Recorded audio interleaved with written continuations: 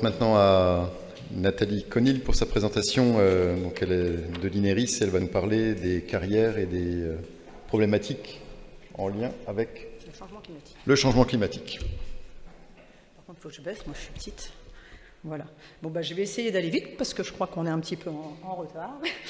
Donc effectivement, je vais vous parler d'une instrumentation qu'on a mis en place dans la carrière de Crête-Château-Landon qui se situe en Seine-et-Marne, dans le sud de Paris. C'est un projet qui est financé dans le cadre d'un programme d'appui avec le ministère de l'écologie et de la transition et de l'écologie. Et en fait, il s'inscrit dans un grand projet de recherche, justement, comme le disait Stéphane, sur l'étude de l'impact du changement climatique sur la stabilité des carrières souterraines. Attendez, j'ai oublié de prendre... Donc, voilà. Donc, avant de vous présenter l'instrumentation qu'on a mis en place, je vais vous présenter le contexte. Ces dernières années, on a pu noter plusieurs effondrements, voilà, et souvent ces effondrements, ils étaient liés à des conditions climatiques extrêmes, en termes de précipitations intenses et ou fortes crues, j'ai marqué, et qui avaient précédé donc l'incident. On peut noter celles qui ont suivi les précipitations du printemps 2016, où on a noté plusieurs dizaines d'effondrements en France. Donc la problématique est la suivante. Si la fréquence et ou l'intensité de ce type d'événements hydroclimatiques venait à augmenter, on pourrait voir s'accentuer les dégradations dans les carrières et ou créer des instabilités dans des ouvrages qui jusqu'alors étaient relativement stables, voire observer leur effondrement. On sait que le rôle de l'eau dans l'occurrence de ces effondrements est indéniable. Néanmoins, aujourd'hui, les mécanismes qui sont à l'origine de ces effondrements, ils restent insuffisamment compris. On ne sait pas pour quelle raison cette carrière va s'effondrer et l'autre non. Il y a probablement un phénomène de vieillissement. L'exploitation, la manière dont a été exploitée cette carrière, tout ça, c'est des facteurs qui rentrent en jeu et dont aujourd'hui on ne maîtrise pas forcément l'impact. Et donc, il est nécessaire aujourd'hui d'investiguer mieux pour pouvoir anticiper leurs prédictions et mettre en place des moyens de surveillance adéquats pour éviter ce type d'incident. Donc, il faut savoir que la plupart de ces carrières souterraines ont été creusées jusqu'à quelques mètres seulement au-dessus de la nappe phréatique. Et on note à peu près deux types de carrières qui sont plus à même de subir ce type d'instabilité. Celles qui se trouvent à la base d'un versant en bordure d'une plaine alluviale, qui peuvent être ennoyées partiellement ou totalement lors de la crue d'un cours d'eau ou de la nappe elle-même. J'ai mis comme exemple, mais je reviendrai dessus après, l'effondrement de la carrière Beaulieu en 1910 qui a provoqué la mort de 7 personnes. Et il y a une autre sorte, c'est celle qui se trouve en bordure ou non loin de la bordure d'un plateau et dont la décompression superficielle des terrains de recouvrement est susceptible de favoriser la percolation des eaux de surface. C'est l'exemple de la carrière de Clamart que tout le monde connaît, l'effondrement a eu lieu en 1961 et a provoqué une vingtaine de morts. Donc voilà, pour finir sur ce contexte, j'ai essayé de commencer un référencement préliminaire des carrières souterraines qui pouvaient être dites sensibles à l'eau. Donc à partir du site géorisque.gouv, j'ai référencé l'ensemble des carrières. Alors j'ai posé des hypothèses parce qu'il fallait bien le faire. Donc des carrières qui se situaient à proximité d'un cours d'eau. Donc, on note, suite à ce référencement, qu'il y a à peu près en France 6200 carrières souterraines situées à moins de 1 km d'un cours d'eau, dont 3500 qui sont situées à moins de 500 mètres. Et ça ne comprend pas les départements d'Île-de-France, de Corse et d'Outre-mer. Pourquoi 1 km? C'est parce que quand j'ai fait un petit historique, un petit Rex des effondrements qui avaient eu lieu ces dernières années, on voyait que c'était souvent le cas. Par ailleurs, dans un premier temps, par simplicité, je me suis intéressé plutôt aux carrières de craie et de calcaire, qui sont la craie qui est un matériau qui est connu pour être extrêmement sensible à l'eau. Et voilà, donc j'ai gardé, c'est la carte de droite, que ces carrières-là. Et donc on a quand même sur le territoire français 2200 carrières souterraines qui sont situées à moins de craie, qui sont situées à moins de 500 mètres d'un cours d'eau. Donc voilà, donc maintenant je passe à l'instrumentation qu'on a réalisée, donc ce qu'on appelle l'observatoire de Château-Landon, donc en Seine-et-Marne, la carrière Royer. C'est une ancienne carrière qui a été abandonnée en 1931. Cette carrière, elle nous a intéressés parce qu'en fait, elle est assez particulière. C'est la dernière carrière intacte dans le secteur. Alors, je ne sais pas s'il doit bien y en avoir un. Ah, pardon. Non, il n'y a pas de... Il y en avait un. Bon, c'est pas grave, je vais le dire comme ça. Donc voilà, vous voyez qu'elle est voisine d'environ 4 carrières qui se sont effondrées. Donc une qu'on note avant 1878, on n'a pas forcément la date, et les 2 autres en 1878-1897, et la plus catastrophique, celle de Beaulieu dont je vous parlais. Donc si les circonstances des 3 premières sont assez peu connues, celle de Beaulieu a été pas mal, on a eu pas mal de témoignages et qui nous a permis, j'en parlerai le slide d'après, de pouvoir analyser les circonstances de l'accident. Donc l'INERIS, en collaboration avec le CEREMA Île-de-France, a commencé à s'intéresser à cette carrière depuis 2010, tout d'abord en réalisant des visites de surveillance régulières et en faisant quelques mesures de teneur en eau dans le massif. Et également, la raison pour laquelle on s'est intéressé à la carrière Royer, c'est qu'en fait, elle présentait de fortes similitudes géologiques et géométriques avec la carrière de Beaulieu. Donc, ce qui nous a décidé à mettre en place cette instrumentation de cette carrière, c'est en réalité l'épisode climatique exceptionnel du printemps 2016, dont je parlais tout à l'heure. Suite à cet événement, on est retourné dans la carrière réaliser une inspection visuelle de la carrière, et on a noté plusieurs dégâts, donc des ruptures de maçonnerie probablement liées au mouvement du remblai, qui était la conséquence probablement du battement de la nappe. On a noté plusieurs éboulements, dont un assez important de plusieurs mètres cubes, devant une faille dont je parlerai juste après.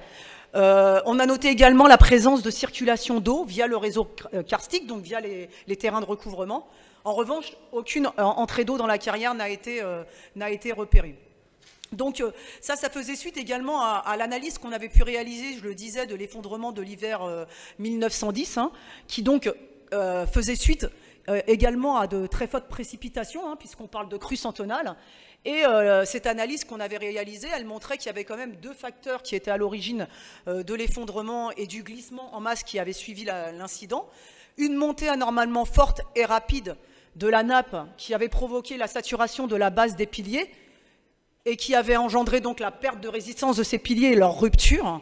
Et l'état de fracturation de la carrière, il faut savoir, ces ouvrages, souvent, de par leur méthode d'exploitation, présentent un état de fracturation assez important. C'est des carrières qui sont exploitées selon la méthode, ce qu'on appelle la chambre et pilier, c'est-à-dire qu'on va extraire la roche et laisser des piliers en place pour reprendre les efforts des terrains de recouvrement, et c'est les piliers qui sont censés assurer la stabilité de la carrière. Donc, ces multiples incidents, je dirais, nous ont incité à vouloir comprendre l'impact des variations hydriques d'une carrière, notamment la saturation du massif, l'humidité relative de l'air et également les mouvements de la nappe sur les déformations et même sur la stabilité du massif en lui-même. Donc on a réalisé des travaux préliminaires. Donc tout d'abord, on a réalisé un scanner 3D pour avoir un état initial de cette carrière. L'idée étant d'en faire plusieurs au cours de ce projet pour pouvoir comparer et voir si on note des évolutions, notamment en termes d'éboulement. Et au cours lors de l'analyse de ce scanner, on a mis en évidence une faille traversante. Et ce qui est intéressant, c'est qu'en fait, cette faille, on la retrouve probablement dans la carrière voisine de Beaulieu, qui se situe, je ne l'ai pas dit tout à l'heure, mais à environ 500 mètres de cette carrière. Et voilà, cette faille se situe à 40 mètres de l'entrée de la carrière. Et si elle n'est probablement pas à l'origine de l'effondrement, en tout cas, elle a probablement favorisé le glissement en masse qui a suivi l'effondrement. On a également, à partir de ce nuage de points, réalisé des simulations numériques pour pouvoir positionner l'instrumentation dans la carrière. Donc là, je présente rapidement la localisation de notre instrumentation. On a 3 zones qui ont été instrumentées. La première zone, la zone A, tout en haut à droite, qui est la zone des petits piliers. En fait, c'est une carrière qui présente un taux de défruitement pas très important, 45%, sauf dans cette zone qui présente un taux de défruitement plutôt de l'ordre de 75%. Et ça, c'est une des caractéristiques qu'on retrouvait dans la carrière Beaulieu. Donc, on a instrumenté un pilier pour pouvoir voir son évolution au cours des variations climatiques, au moins saisonnières. On a une deuxième zone qui est la zone, ce qu'on a appelé la zone du plan de faille. Donc, c'est là que passe la faille que j'ai montré tout à l'heure, lors des événements de 2016, au pied duquel on a retrouvé énormément de blocs qui avaient chuté suite à ces événements. Donc on s'est dit que ça serait intéressant de voir si on était capable de comprendre les mouvements qui étaient engendrés par les précipitations. Et enfin, on a une dernière zone qui est la zone C, qu'on appelle la zone témoin, qui est une zone qui a été mise en évidence par les simulations numériques comme étant une zone qui ne présentait pas de fortes déformations.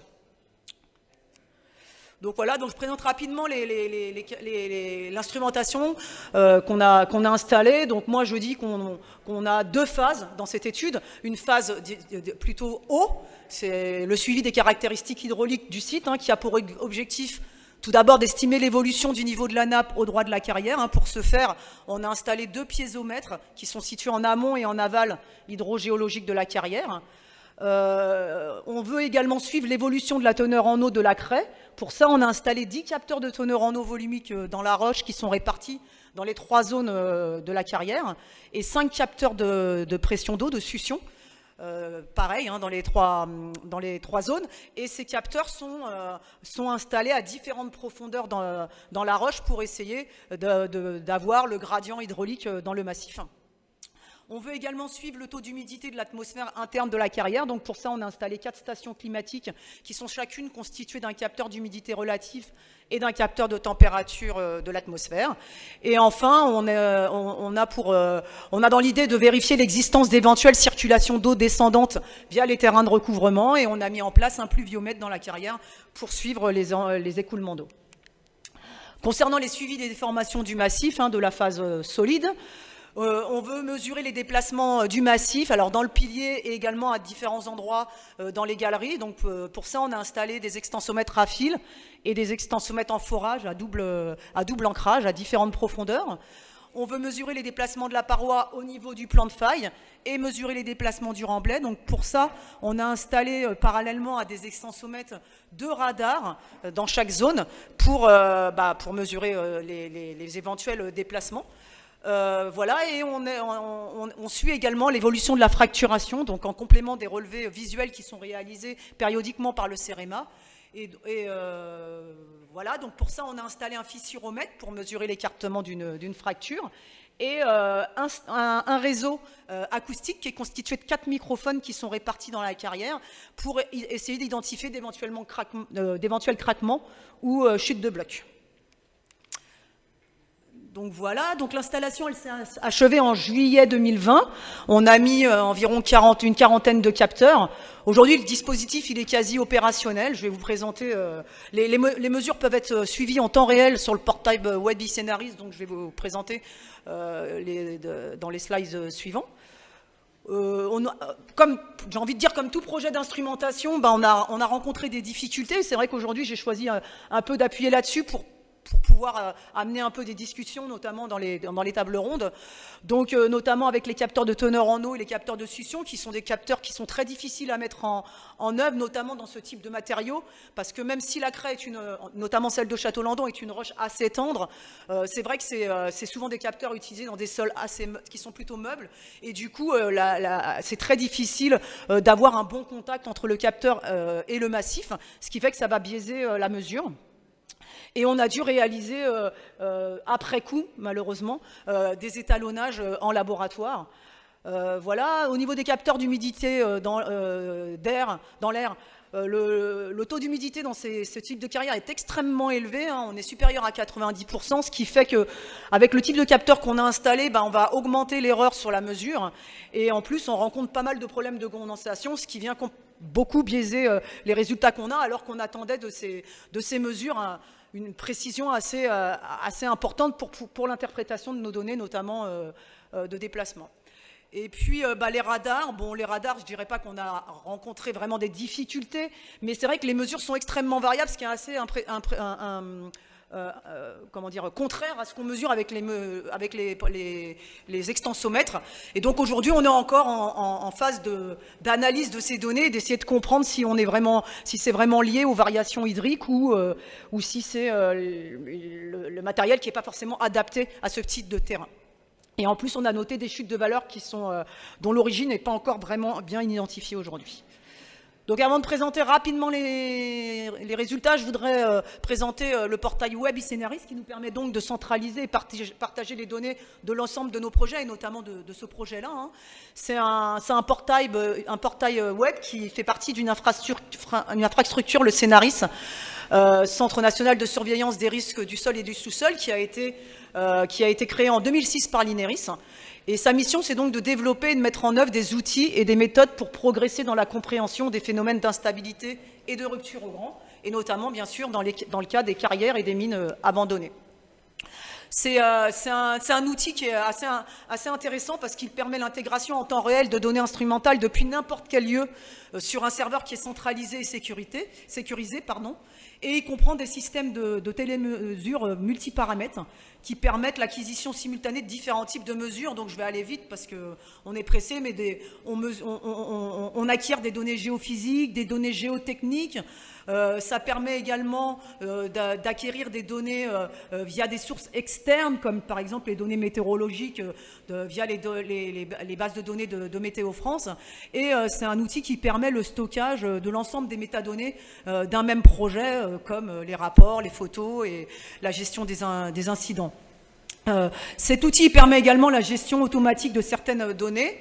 Il comporte également un outil de gestion d'alarme, moyen d'appel téléphonique, d'envoi des SMS et de courriels.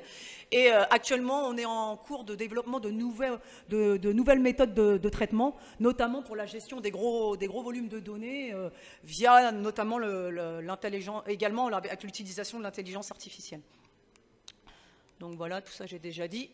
Voilà, donc c'est ce que je disais, hein. Donc, au sein de cette infrastructure, on a ce portail web iCénaris qui est un moyen simple de suivre ces données et qui permet le partage des données entre tous les acteurs d'un même projet. Hein.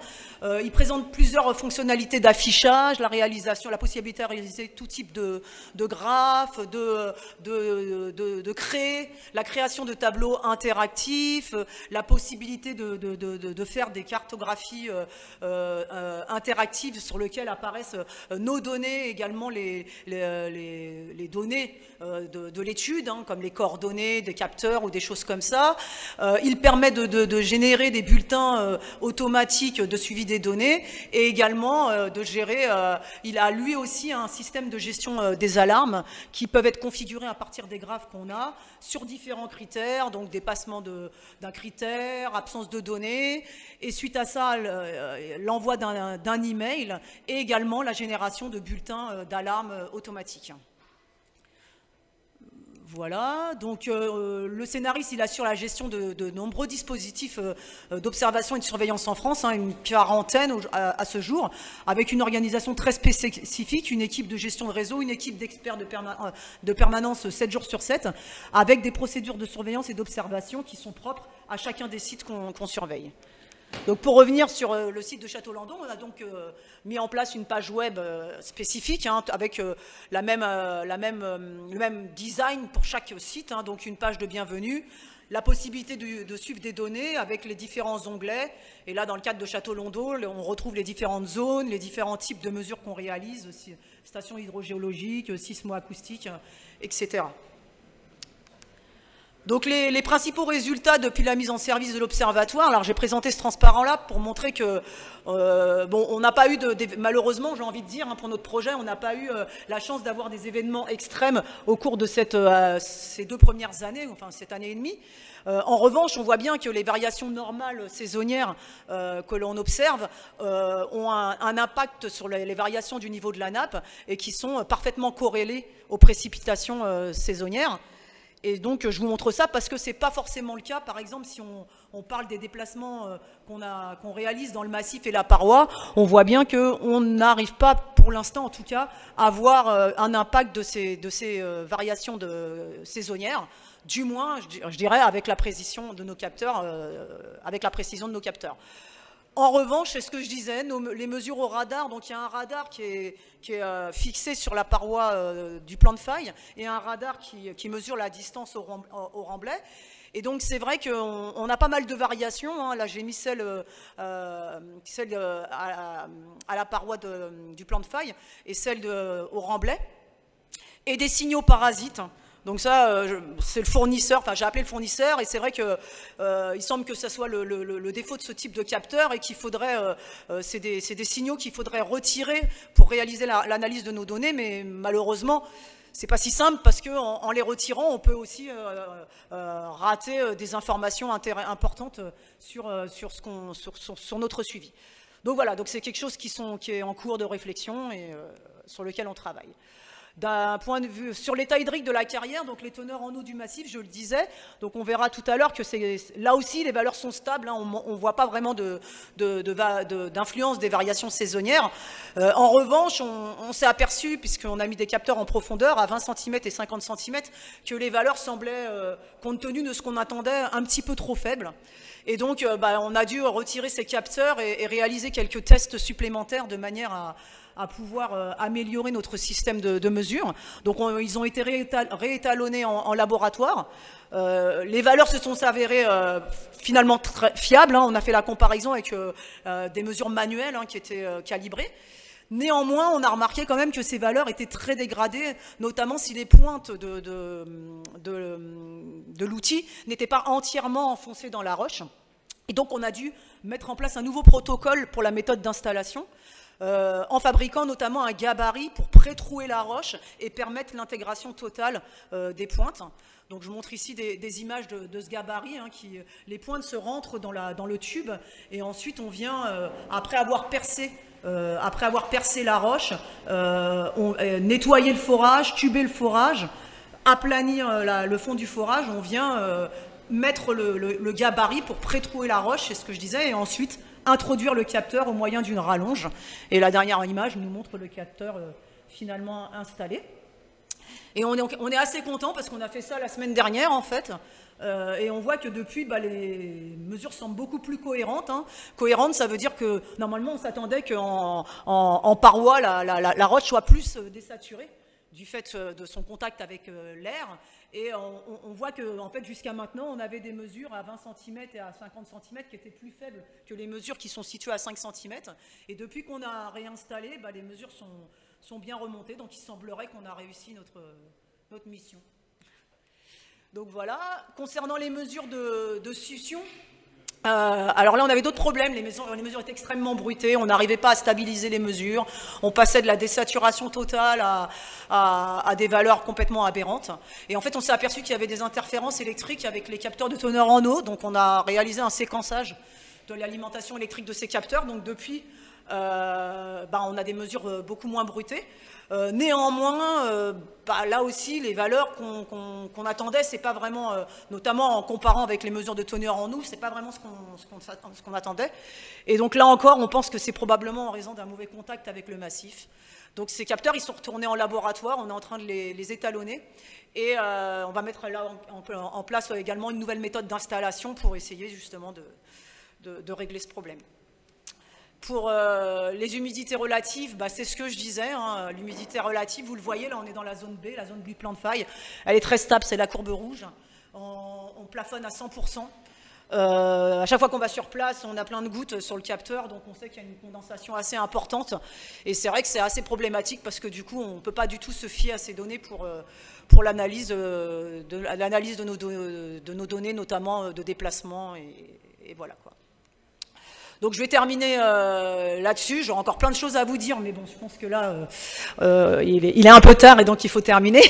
Néanmoins, voilà, c'est ce que je disais, hein, malgré ces difficultés que je vous ai montrées, aujourd'hui l'observatoire est quand même quasi opérationnel. Il reste également le dimensionnement du réseau acoustique à réaliser, hein, notamment à déterminer des seuils. Là, actuellement, on reçoit beaucoup d'événements, donc c'est difficile de faire de savoir si c'est vraiment des chutes de blocs qu'on observe ou si c'est des chutes venues des puits qui donnent sur l'extérieur. Et notamment, on développe également une méthode de localisation pour savoir où se situe exactement l'événement quand on en a un. On va ajouter un limimètre dans la rivière qui est au droit de la carrière, notamment pour vérifier les corrélations entre le niveau de la rivière et celui de la nappe. Et donc, on réalise régulièrement, hein, c'est ce que je disais, des inspections visuelles. Et la dernière en date, c'était la semaine dernière également.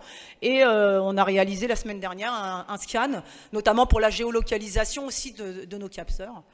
Et je terminerai en disant que, je le disais, hein, ce projet d'instrumentation, il fait partie d'un projet de recherche un peu plus conséquent. Donc, il y a une thèse qui a démarré en janvier 2021 que j'encadre en collaboration avec l'Université de Lille, le laboratoire LAMCube. Donc, cette thèse, elle travaille sur l'analyse des mécanismes et la modélisation numérique de la stabilité des cavités abandonnées dans des conditions environnementales complexes.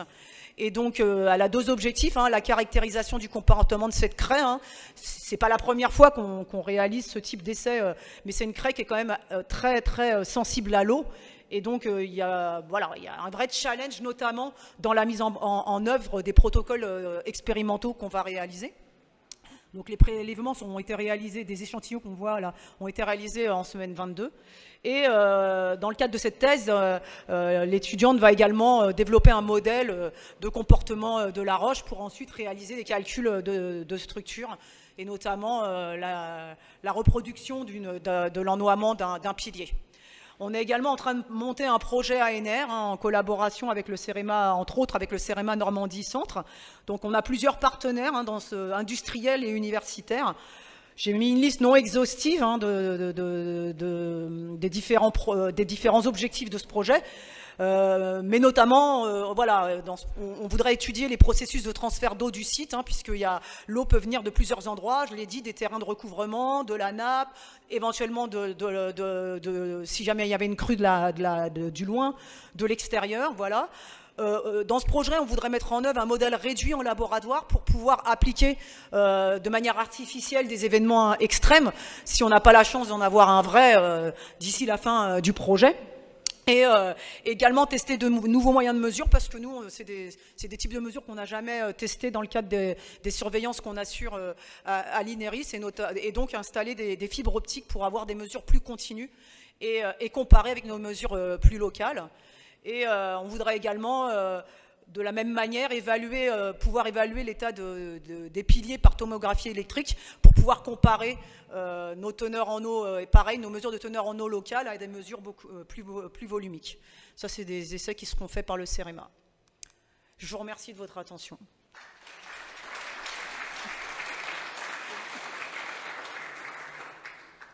Merci beaucoup Nathalie. Et ce que l'on peut constater, c'est qu'en auscultation ou instrumentation en milieu souterrain,